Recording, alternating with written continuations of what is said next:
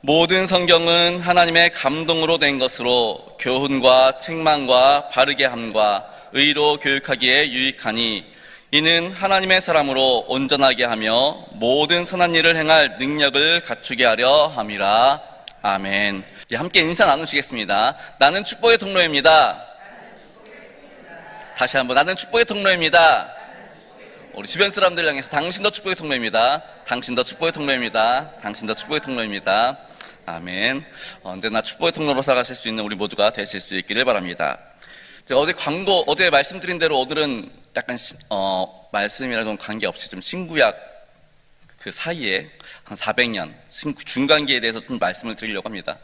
근데 이 부분을 좀 우리가 좀 중요하게 여겨야 되는 게 구약성경 말라기에서 마태복음 사이가 400년이나 떨어져 있습니다.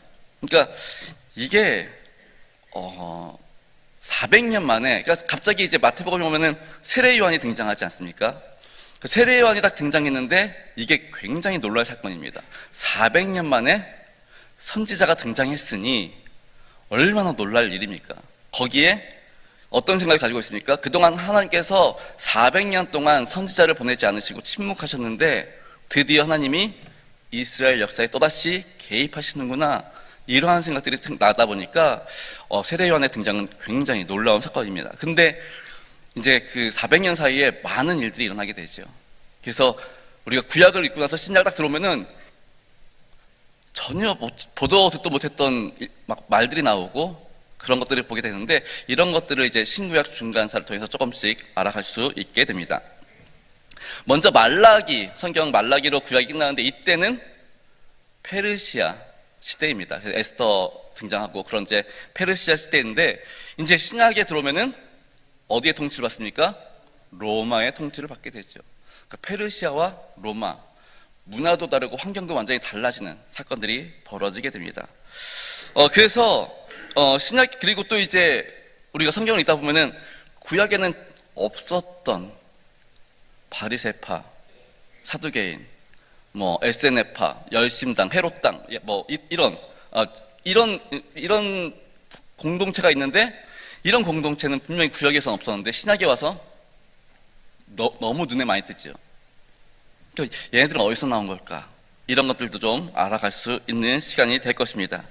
그래서 이게 워낙에 긴 내용입니다. 그래서 자세히 알고 싶으면 매주 목요일 우리 성경을 통해서 배워가시면은 좀 더 자세히 배울 수 있을 거고요. 오늘은 이제 좀 짧게 좀 말씀을 드리려고 합니다. 먼저 우리 북이스라엘은 아수르에 의해서 멸망당하게 되죠. 근데 아수르의 정책이 뭐냐면 혼합 정책입니다. 그러니까 그 북이스라엘 사람들을 각 지역에서 한 절반 정도씩, 한 3분의 2씩 데리고 가서 다른 나라에서 데리고 옵니다. 막 섞여지는 겁니다. 그래서 민족 혼합 정책을 펼쳤던 게 이제 아수르입니다. 그러다 보니까 이렇게 당연히 이제 수도 사마리아가 완전히 이제 혼합되어지는, 그래서 사마리아와 나중에 막 갈등이 일어나는 게 그런 이유 때문에 그렇게 됩니다. 그리고 이제 남유다도 마침내 바벨론에 의해서 멸망당하게 됩니다. 근데 이제 바벨론으로 끌려간 이제 그 이스라엘 백성들은, 남유다 백성들은 고민합니다. 왜 우리가 이런 어려움을 당하게 됐을까? 그리고 그들이 원래 성전 중심의 삶을 살아가는 사람들인데 포로로 끌려갔으니 성전이 없으니 예배를 드릴 수가 없어서 방법을 찾게 됩니다. 그래서 생기게 된 게 회당이 생기게 됩니다. 그래서 구약에는 회당이 잘 나오지 않는데 이제 신약에 와서 회당이 많이 생기는 이유가 그때 바벨론, 페르시아를 거쳐서 온 이스라엘, 우리 흔히 말하는 이제 디아스포라 유대인들이 회당에서 계속 모이게 됩니다. 그래서 그 페르시아가 점령한, 또 헬라가 점령한 그 모든 곳에 회당이 곳곳에 세워지는 일들이 벌어지게 됩니다. 그러고 보면은 우리 코로나 때가 좀 생각이 납니다. 굉장히 어려운 상황이었지만 조금씩 소그룹 모여가지고 가정에서 또 예배드리고, 그런 디아스포라처럼 이렇게 예배드렸던 회당 문화, 그럼 가정 예배 문화가 이렇게 생겼던 일들이 있는데, 이렇게 역사적으로도 이렇게 나오는 것들을 우리가 살펴볼 수 있습니다. 아무튼 이렇게 회당을 통해서 하나님에 대해서 배워가고 다음 세대에 또 하나님을 가르치게 됩니다. 성경 말라기의 배경 아까 말씀드린 대로 페르시아입니다. 그리고 신약의 배경은 로마입니다. 그리고 400년간 이 세계는 많이 바뀌게 됩니다. 페르시아 다음에 그 모든 그 중동이라든가 유럽, 아프리카 이쪽 지역을 다스리던 나라가 헬라입니다. 우리 헬레니즘 이런 말 많이 들어보셨죠? 그 헬라라는 나라가 이제 정복하게 됐는데, 이 헬라의 중심에 있었던 인물이 우리가 많이 들어봤던 알렉산더 대왕입니다. 이 알렉산더 대왕이 그 아버지가, 그러니까 지난번에 이제 에스더를 보면은 아하수에로 왕이 이제 군사를 이끌고 그리스를 쳐들어갑니다. 근데 이제 그리스, 아테네, 스파르타 연합이 잘 막아냅니다. 근데 그게 처음이 아니라 아하수에로 왕 아버지 때부터 해가지고 3번을 공격하는데 3번 다 실패를 합니다. 그러니까 힘이 급속도로 떨어집니다, 페르시아가. 그러니까 이제 반대로 이제 이쪽에서, 그리스도 이쪽에서 들고 일어납니다. 그 사람이 바로 이제 알렉산더 대왕인데, 이 사람이 이제 그 아버지 때부터 이제 힘을 키워가지고 복수할 거야, 페르시아에 복수할 거야, 그러고 막 이제 힘을 키웁니다. 그리고 이제 딱 전쟁을 하려고 그러는데 그 아버지가, 알렉산더 대왕 아버지가 죽게 됩니다. 그리고 그때 알렉산더 나이는 20살. 아무것도 못할 것 같지만 그 20살의 알렉산더가 페르시아를 다 점령해 버립니다. 그래가지고 무려 10년 동안 어떻게 하냐면은 그리스 일대, 그 다음에 이집트, 특히 이제 이집트로 가서는 알렉산드리아라는 동네를 하나 만듭니다. 그리고 그곳에 지금도 막 되게 유명한, 지금은 없어지긴 했지만 지금도 유명한 대도서관을 세웁니다. 그곳에 지금도 그만큼 하기가 쉽지 않은데 그 옛날 2000년 전 책을 20만 권을 갖다 놓습니다. 예, 그런 대도서관을 세우게 됩니다. 그러면서 이제 중동 지역으로 진출을 하면서 다 점령을 합니다. 그래서 무려 10년 동안 다 점령을 하고 이제 인도까지 다 점령을 합니다. 그리고 이제 점검을 하고 중국을 향해서 돌진하려고 했는데 군인들이 이제 그만하자, 힘들다, 이제 고향 가서 좀 부모님도 좀 보자, 벌써 12년이 지났다, 그래가지고 이제 회군을 결정하게 됩니다. 그래서 이제 회군을 하는 도중에 알렉산더 대왕은 죽게 됩니다. 돌연사하게 됩니다. 역사적으로는 어떻게 죽었는지는 모르겠지만 그냥 돌연사했다라고 이야기를 합니다. 그렇게 돌연사하게 되니까 이제 32살에 죽었으니 애가 있어도 이제 막 어린아이, 걔가 어떻게 나라를 다스립니까? 그러니까 그 알렉산더 대왕 밑에 있었던 7명의 군인들이, 장수들이 서로 이제 막 엎치락뒤치락 합니다. 그리고 결국 3명은 도태되고 4명이 남게 되는데, 이스라엘을 중심으로 남쪽 이제 이집트 지역은 프톨레마이오스가 갖게 됩니다. 그리고 동쪽 중동 지역은 셀루코스, 그 다음에 서쪽 유럽 지역은 카산드로스, 북쪽 터키 지역은 리시마쿠스라는 사람이 이렇게 갖게 되는데 사실 중요하진 않습니다, 이름들이. 근데 이 4사람 중에 나중에는 결국엔 2사람만 남게 되고 나머지 다 도태되는데, 이제 이스라엘이 속한 데가 어디냐라고 보니까 이제 이집트를 다스렸던 그 프톨레마이오스 그쪽, 그래서 프톨레미 왕조라고 하는데 이 프톨레미에 의해서 다스려지게 됩니다. 그리고 아까도 말씀드렸지만 그러니까 이집트에는 알렉산드리아가 있다고 말씀드렸습니다. 그리고 여기에는 대도서관이 있었다고 말씀을 드렸습니다. 이 프톨레미 왕조에서는 이제 그 아들 프톨레미 필라델포스라는 아들이 이제 다음 세대에 이어가게 되는데, 그 아들 시대에 놀라운 일들이 벌어지게 됩니다. 아까 말씀드린 대로 그 대도서관에 20만 권의 책이 있는데 더 많은 책을 소장하고 싶은 겁니다. 그런 욕심이 있는데 마침 그 도서관 관장 데메트리쿠스는 내 생전에 이 도서관에 책을 가득 채울 거야, 50만 권은 있어야지, 그렇게 꿈꾸던 사람입니다. 그러니까 이 둘이 너무나 잘 맞아가지고 야, 어떤 책을 갖다 놓을까 그러고 있는데 눈에 보인 게 어디냐? 이스라엘입니다. 걔네들 율법책이, 그들이 보는 성서가 눈에 보이기 시작합니다. 그래서 야, 저기 이스라엘, 이제 그러니까 알렉산더 대왕이 헬라 문명을 다 점령하면서 했던 사업이 뭐였냐면은 언어를 통일시킵니다. 다 헬라어 사용해. 그래가지고 다 헬라어를 사용하게 만듭니다. 그런 상황에서 이제 언어가 통일되고 그러는데 이제 프톨레미 필라델포스가 이제 구약의 성경을 좀 이렇게 번역하고 싶은 마음에 이제 그래서 소장하고 싶은 마음에 어떻게 하면 이 사람들에게 좀 이렇게 설득해가지고 그 책을 구하고 또 그 책을 번역할 수 있을까? 그러고 있는데 누군가의 그 충원으로 당시 이집트에 있었던 12만 명의 그 이스라엘의 노예들을 해방시켜 줍니다.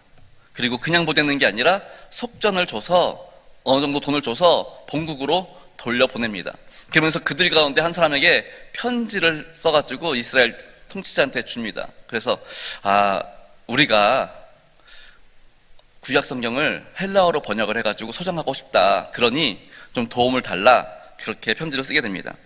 그랬더니 이스라엘에서는 12지파에서 한 지파에서 각각 6명씩 72명을 선발해서 알렉산드리아로 보내주게 됩니다.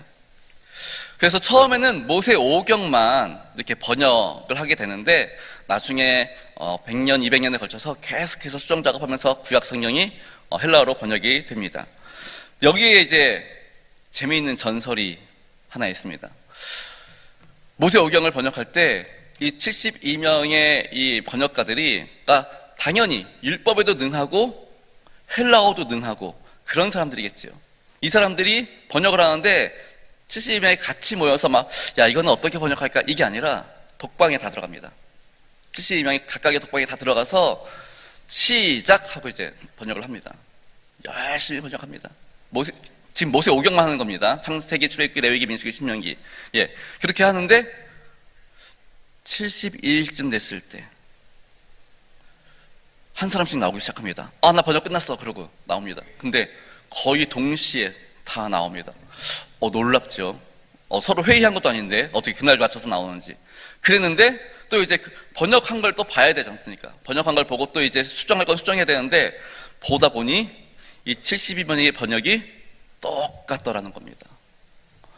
그래서 하나님께서 하셨구나. 하나님께서 이 번역 작업에 동참해 주셨구나. 어떻게 72명이 어떻게 똑같은 해석을 할 수가 있습니까?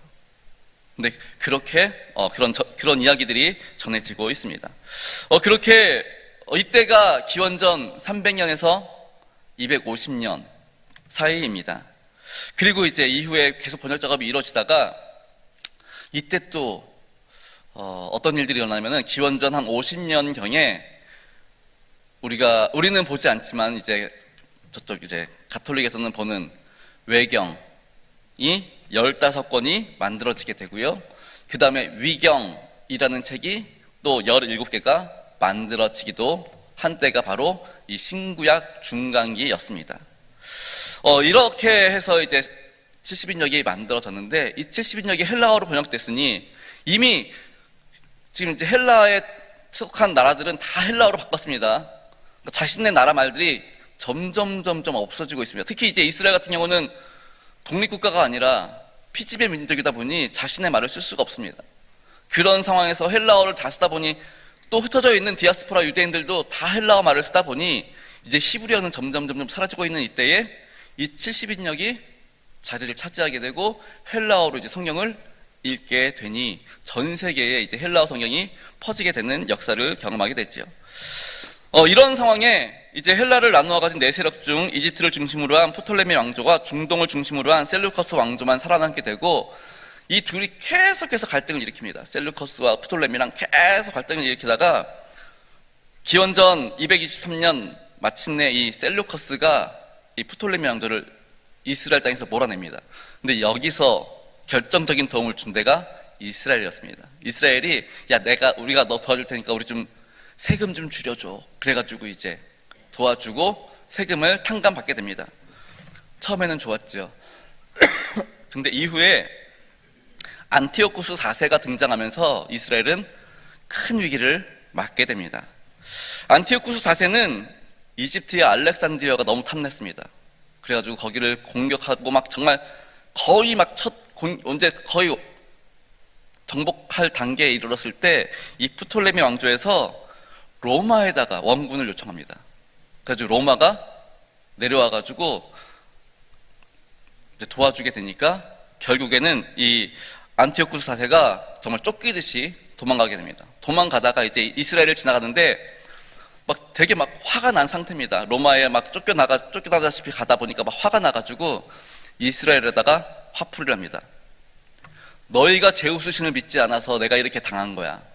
그러면서 이제 하지 말아야 될 엄청난 짓들을 벌이게 됐는데, 이스라엘 성전 거기에다가 제우스 신상을 만들게 됩니다. 그리고 할례 금지, 율법서 훼손, 그 다음에 예루살렘 성전 일부를 불사르기도 하고요. 그 다음에 성전에 제우스 신상을 만들어서 제사를 지내는데, 돼지를 이스라엘 사람들은 부정한 동물로 여기잖아요. 근데 대놓고 돼지로 제사를 지내는 겁니다. 제우스 신에게 돼지로 제사를 지냅니다. 그리고 그 돼지 피를 성전 안에 막 다 뿌립니다. 그러니까 막 이스라엘 사람들이 막 난리가 나는 거죠.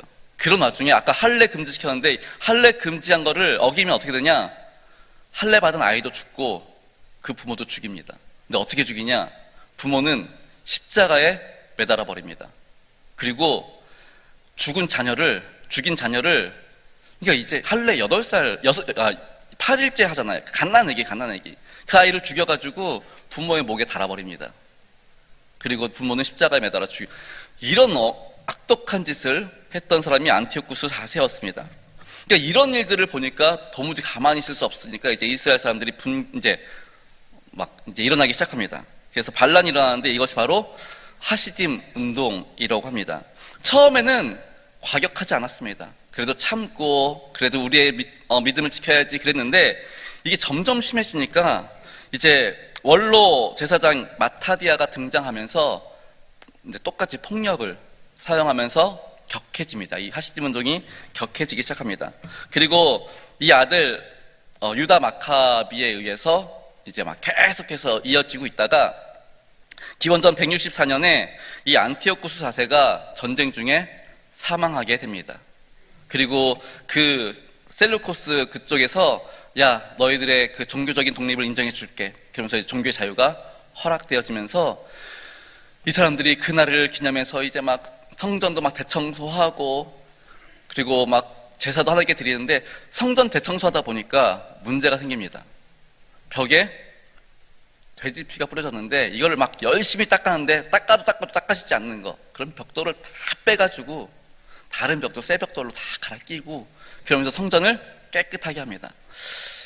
이게 수전절이라고 하고 국가적인 기념일로 지금도 이스라엘은 지키고 있는데, 이 수전절이 왜 중요하냐? 앞으로 우리가 요한복음을 보다 보면은 등장합니다. 요한복음 10장에 수전절이 나오는데, 이게 종교를 다시 회복했던 그 놀라운 절기입니다. 그렇게 해서 이제 이 수전절을 가게 되는데, 종교의 자유가 생기자마자 또 이스라엘 사회에 나뉘어지는 현상이 나타납니다. 그동안 이 운동을 같이 했던 사람들 중에 야, 이제 종교의 자유가 허락되었으니 이제 각자의 자리에서 갖게 됩니다. 그래서 여기서부터 나눠준 게 이제 바리새파, 그 다음에 사두개파, 그 다음에 에세네파, 이렇게 나눠지게 됩니다. 그러니까 혹시 구분 가능하십니까? 바리새파가 어떤 사람이고 사두개파가 에세네파가 어떤 사람인지 구분 가능하십니까? 쉽게 설명드리면 바리새파는 제사장 중심, 성전 중심, 그러니까 성전을 중심으로 한 데가 바리새파 사람들입니다. 그러니까 잘못했습니다. 사두개파입니다. 사두개파가 성전 중심입니다. 사두개파가 성전 중심인데, 이 사두개파 사람들이 성전 중심이다 보니까 나중에 이스라엘 성전이 70년에 AD 70년에 멸망하게 되니까 사두개파는 자연히 사라지게 되죠. 그런데 이 사두개파가 좀 이상합니다. 얘네들은 구약 성경을 다 믿지 않습니다. 모세 오경만 딱, 율법만 딱 지킵니다. 그러니 이들은 천사의 존재도, 부활의 존재도, 부활도 없고 천사도 없고 지옥도 없고 아무것도 없습니다. 그냥 율법만 중요합니다. 그에 비해서 바리새파 사람들은 이제 아까 우리 바벨론 때부터 생긴 게 뭐라 그랬죠? 회당을 중심으로 활동을 합니다. 그러니까 사도계파는 성전 중심, 그 제사장 중심, 그 다음에 이 바리새파는 회당 중심, 그리고 일반 국민들, 백성들과 함께 하는 호흡을 하는 사람들입니다. 이 사람들은 구약 성경을 다 믿지요. 그래서 메시아도 믿고요, 그 영원한 생명도 믿게 됩니다. 그리고 이제 에세대파는 이것저것 다 싫어. 그래가지고 이제 사막으로 가가지고 공동체를 만들지요. 그래서 우리가 잘 알고 있는 쿰란 공동체, 이제 이런 데를 만든 게 에세네파입니다. 그리고 이제 이 에세네파가 중요한 게 아까 제가 처음 말씀드렸던 세례 요한이 에세네파 사람이기 때문입니다. 아무튼 그렇게 이스라엘 역사가 이렇게 진행되어집니다. 하지만 이제 이렇게 수전절을 지나고 나서 이걸로 끝났느냐? 그게 아니라 이제 그 유다 마카비는 이걸로 만족할 수 없어. 이스라엘의 독립을 쟁취해야지. 그리고 계속해서 이제 싸우게 됩니다.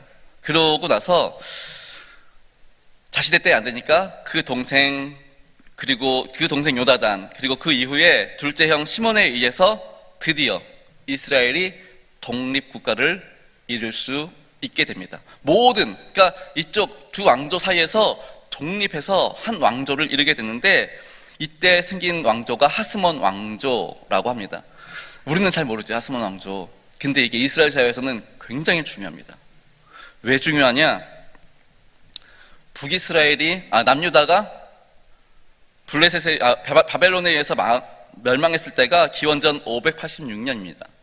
그리고 이 하스몬 왕조가 세워진 때가 기원전 134년입니다. 400년 만에 새로운 왕조가 생긴 겁니다. 그러니 얼마나 이날이 복된, 이스라엘 사회에서 얼마나 기념이 될 만한 일입니까? 물론 이 하스몬 왕조는 한 80년에서 100년밖에 가지 않고 다시 없어졌는데, 그러니까 이제 예수님 오시기 전에 이제 하스몬 왕조는 없어집니다. 그러다 보니까 이제 이스라엘 사회 사이에서 어떤 일들이 생겨나냐면은, 다시 오실 메시아, 이 땅에 오실 메시아는, 다시 오실 메시아가 아니라 이 땅에 오실 메시아는 그 하스몬 왕조, 그 유다 마카비처럼 독립을 위해서, 로마로부터 독립을 위해서 투쟁할 거고, 로마로부터 독립하여서 완벽한 다윗 왕조를 이끌어 갈 거야. 이런 생각을 갖게 됩니다. 그러니까 앞에 한 100년 전에 이런 사건이 있었기 때문에 이제 메시아에 대한 기대가 있게 되는 겁니다.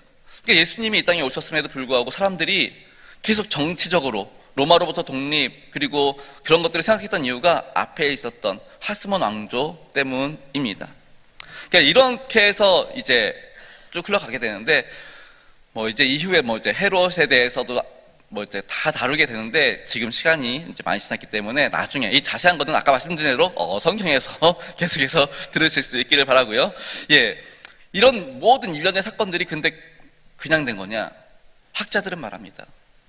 이런 모든 과정이 하나님의 섭리 가운데, 하나님의 이끌어신 가운데 세계를 이끌어가시고 역사를 이끌어가시면서 예수님의 탄생을 위해서 준비했고, 이후에 예수 그리스도의 복음이 증거되어지는데 사용하기 위해서 준비하신 작업이라는 겁니다. 그리고 어떤 학자들은 이 신구약, 중간기, 이 400년을 하나님 말씀의 성취의 시기로 보기도 합니다. 다니엘서에서 보면은 우리 그 이상한 우상 있잖아요. 머리부터 발끝까지 이렇게 막 흙으로 되어 있고 철로 되어 있고 막 그런, 근데 그거에 대한 예언의 성취 기간으로도 보기도 합니다. 이것들도 자세히 보시려면 성경에서 또 배우시면 됩니다. 그래서 이 400년 기간이 그냥 없는 사건이 아니라 하나님께서는 조용히 은밀하게 세계를 이끌어 가시면서 하나님의 일들을 준비하시고 또 역사하시고 진행해 가셨던 시대이라고 이야기를 하게 됩니다. 그래서 이러한 것들을 좀 우리가 알고 이제 신약 성경을 읽기 시작하면, 아, 얘네들이 왜 이래서 이렇게 되는구나. 아, 얘네들이 그래서 이런 말을 하는구나. 이렇게 좀 알게 될 수 있게 될 것입니다. 사랑하는 우리 사명성교회 성도 여러분, 오늘은 뭐 성경에 있는 이야기는 아니지만 정말 성경을 읽을 때 우리가 좀 주의 있게 읽어봐야 되고 또 중요한 것들에 대해서 좀 살펴보게 되었습니다.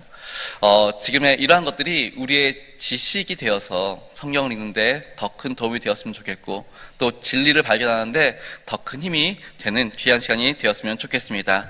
우리 함께 기도하시겠습니다.